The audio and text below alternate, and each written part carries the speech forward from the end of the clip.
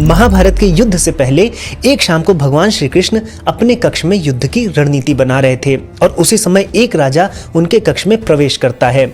श्री कृष्ण जी राजा की तरफ देखते हैं तो राजा बोल पड़ते हैं कि प्रभु मुझे क्षमा करें, मैं ना तो पांडवों की तरफ से लड़ूंगा ना ही कौरवों की तरफ से। श्री कृष्ण जी उडुपी के राजा को एकटक देखते रहते हैं, मानो इशारे में पूछ रहे हो कि फिर आप करना क्या चाहते हो। तो उडुपी के राजा बोल पड़े कि प्रभु हर कोई युद्ध पे जा रहा है, ऐसे में भोजन की व्यवस्था भी करनी होगी, क्योंकि जो सैनिक है उनको तो खाना खाना है। इसलिए जो उडुपी का राज्य है वो युद्ध नहीं करेगा, वो पांडवों और कौरवों दोनों के सेनाओं के सैनिकों के लिए भोजन पकाएगा और भोजन सप्लाई करने की व्यवस्था करेगा। ऐसा सुनकर श्री कृष्ण जी अपनी सहमति दे देते हैं। फिर कुरुक्षेत्र में युद्ध प्रारंभ होता है। तो जहां एक तरफ तलवारें टकरा रही थी, वहीं दूसरी तरफ उडुपी की रसोई में मसालों का तड़का लग रहा था। उडुपी के राजा ने सभी योद्धाओं के लिए एकदम सटीक मात्रा में भोजन की व्यवस्था की थी। आश्चर्य की बात यह थी कि भोजन ना तो कम पड़ता था और ना ही बर्बाद होता था। इसीलिए एक दिन युधिष्ठिर जी उडुपी की रसोई के अंदर जाते हैं और राजा से मिलते हैं और पूछते हैं कि उडुपी नरेश, आप भोजन की इतनी सटीक मात्रा में व्यवस्था